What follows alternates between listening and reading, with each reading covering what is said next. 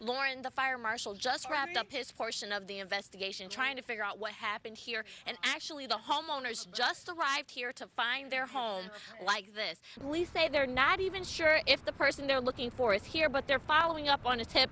And let me tell you, they've been busy. Construction on phase 2 has begun, but Chris says they will still need another $200,000 before the project is complete. The search is now on for those men again. Police say they are armed and dangerous. Smoke, chaos, and sirens were all alarms that helped people get out of this apartment building before it burned to the ground this morning. Every neighborhood needs a little sprucing up, whether it's graffiti in your local park or a pothole on the side of the road.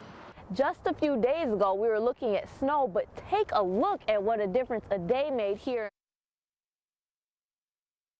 We're still expecting a few more hours before crews get this roadway back open, but they are busy and they're making some progress in the cleanup efforts. Take a look over here. You can see since the last time we spoke, they've actually taken away one of the semis, and crews are out here right now trying to get up the packaging that was on the trucks when they got into this accident. Now, we do not know many details of what caused the accident, but here's what we do know.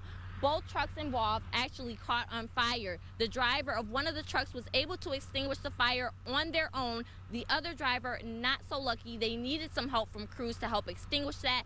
That driver was taken to the hospital, and the extent of the injuries are not known at this point, but you can tell some major damage done to the truck. Take a look. The grass completely charred. The cab of that truck is gone. So major flames shooting out of that truck. Now at this point, they're just still trying to get everything cleaned up. We're expecting an environmental crew to hit the ground shortly to clean up the diesel fuel so that when the stretch of road does reopen, not only will it be safe, it will be cleaned up and ready for you to hit the road again. For now, reporting live in Charlotte, Nicole Collier, 6 News. Imagine being awakened to this: sirens, scorching hot temps, 50-foot flames engulfing your home. By daylight, it's apparent that the stuff of nightmares has become a harsh reality for residents of Trappers Cove. The fire sparked just before midnight Monday and moved so fast it left residents little time to think, only time to react. Rushed into my roommate's room and grabbed her, and we just both, ran out. It took an army of firefighters all night to battle the blaze, but it didn't go down without a fight. It ripped through all 3 floors of the building before being put out. Keepsakes and valuables gone, replaced with ash, broken windows, and seared walls. Although firefighters weren't able to save the building, they were able to get all 80 residents out safely. To be thankful that I'm alive, because, my life is a lot more important than anything materialistic. Even though they say they feel lucky, residents say it was heart-wrenching watching all they loved go up in smoke. It was all gone, and I just watched it burn right in front of my eyes, and it was the hardest thing I've ever gone through. The hardest thing most of these residents have ever had to do is now behind them, and today the task of picking up the pieces begins. In Lansing, Nicole Collier, 6 News. Every neighborhood needs a little sprucing up, whether it's graffiti in your local park or a pothole on the side of the road. Now there's a new way to get those problems fixed. This is another very simple, very easy, very effective way for people to comment on things that we're responsible for maintaining. All you have to do is go to seeclickfix.com.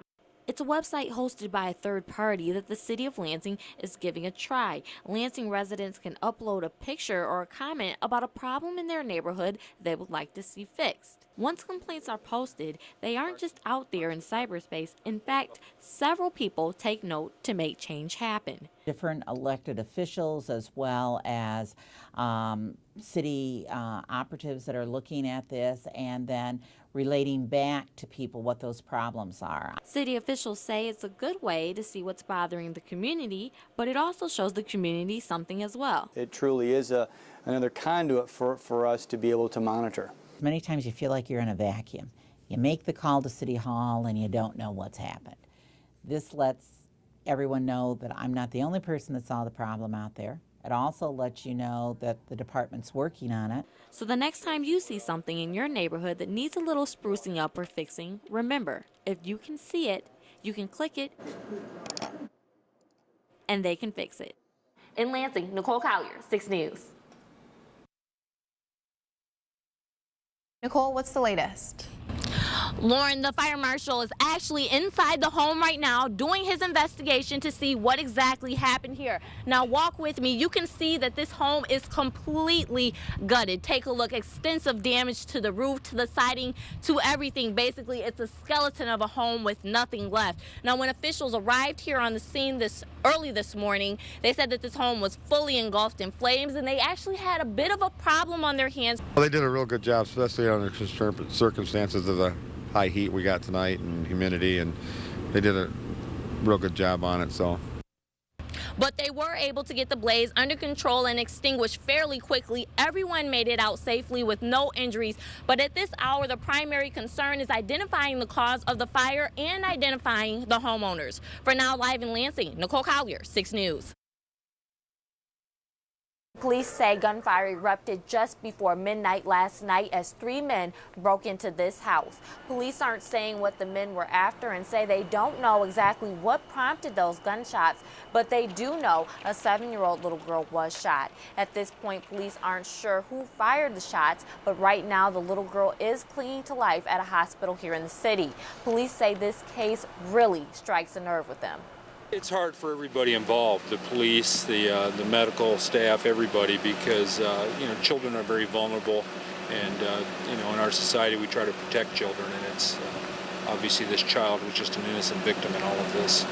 The search is now on for those men again. Police say they are armed and dangerous. Here's a look at what they're looking for. There are 3 black men, all wearing red t-shirts, 2 of them with white hats. All of them are described as being between about 5'8" and 5'9", and it's believed that they are in their 20s. Now, police need your help this morning. If you've seen these men or have any information regarding this incident, they want you to call them at 483-4600. Of course, be sure to stick with 6 News. We'll be following this story throughout the day and bringing you much more. For now, reporting live in the News Center, Nicole Collier, 6 News.